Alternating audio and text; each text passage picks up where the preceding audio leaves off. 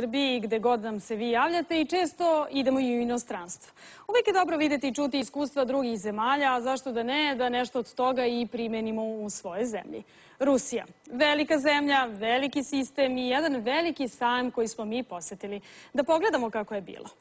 Zvanično Moskva ima oko 17 miliona stanovnika, nezvanično pretpostavlja se najmanje 20 miliona. Međutim, dok se nedeljom preko dana vozite prestolnicom Rusije, ulicama koje u jednom smeru imaju, izbrojali smo najviše 9 traka, zahvaljujući tome što je čak 40% grada pokriveno parkovima i zelenilom, to se uglavnom ne primećuje. Pa ipak nikad ne možete da odolite utisku grandioznosti. Sve je ovde veliko i Rusi to vole. Takva im je priroda široka kao ruska stepa, velike zgrade, pozorište, spomenici, široki bulevari, ogromni muzeji i svuda tuda.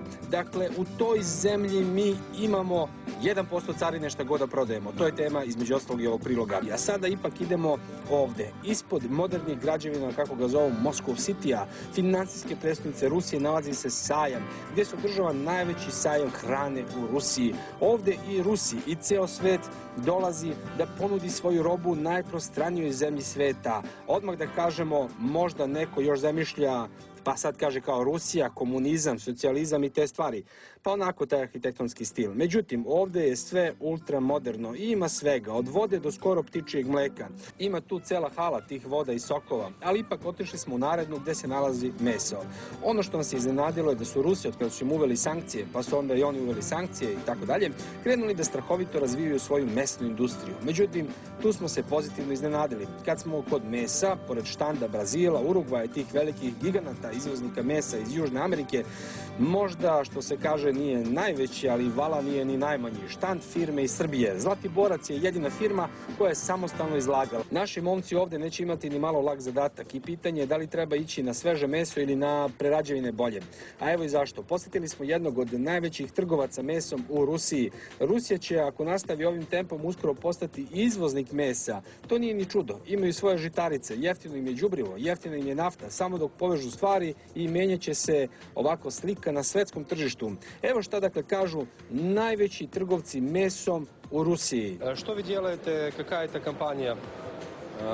Санкт-Петербургская мясная компания является экспортером с России на страны азиатского рынка. Также она является импортером со стран Латинской Америки, говядины, свинины, птицы. Также у нас есть свое небольшое производство по разделке птицы в Санкт-Петербурге, которое также направлено больше на азиатский рынок и, соответственно, на местный рынок Санкт-Петербурга. На мой взгляд, на данный момент в России сильно развивается производство мяса, но в большей степени это свинина. То есть говядину, я думаю, в ближайшие 3 года будет все равно импортировать в России. Но правильно заметили, что на данный момент все больше и больше развивается свинина и птицы в том числе. То есть через 3-5 лет, я думаю, что Россия будет полностью закрыта по птице производством в России. И свинины в том числе. По говядине свинину средняя цена, я могу только сказать, в полутушах, где-то 140-145 рублей. Это замороженная и охлажденная свинина. По птице целиковый цыпленок-бройлер в среднjem около 95-100 рублей, в зависимости od производителя.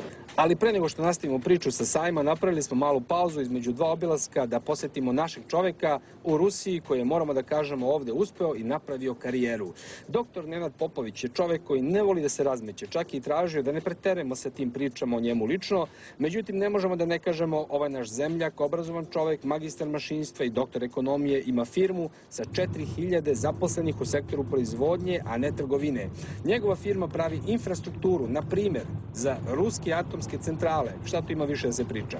U tom svom svetu on je, da kažemo, ukratko, velika zverka. Nas je primio onako prijateljski, kao zemljake, ali kad on prolazi firmom, to smo videli, svi ustaju. Mada od toga nema lične koristi, već više glavobolje, on je osnivač kancelarije za pomoć našim firmama u poljoprivredi da izvezu u Rusiju. I mada smo mi već u startu bili impresionirani Moskvom, Popović kaže da svi naši ljudi gledaju upravo u Moskvu, kao mi. A Rusija je ogromna zemlja, prepuna šansi na drugim stranama. Mnogo stvari u vezi Rusije se još nisu ovako do kraja shvatile. osetila u Srbiji? Pametno je ići svuda, naravno i u Moskvu i Sankt Peterburg, ali mislim da su šanse za naše proizvođače mnogo veće u ruskim regionima. Ruski regioni su praktično svaki kao neka evropska država. Imaju od 3 miliona stanovnika do regiona koji imaju po 10 miliona stanovnika. Praktično kao posebne države. I plasirati svoje proizvode u tim republikama je od velikog interesa i za te republike, jer često se i zapadnoevropski proizvođači uglavnom koncentrišu na ove velike gradove i mislim da su regioni gladni srpskih proizvoda. Cene su bolje, pogotovo na severu Rusije, veće su čak i nego u Moskvi. Naravno, logistika i transport su malo komplikovaniji, ali siguran sam kada bih se bavio poljoprivrednom proizvodnjom i eksportom na rusko tržište, sigurno bih mnogo više energije utrošio na ruske regione, pogotovo one na severu Rusije, nego što bih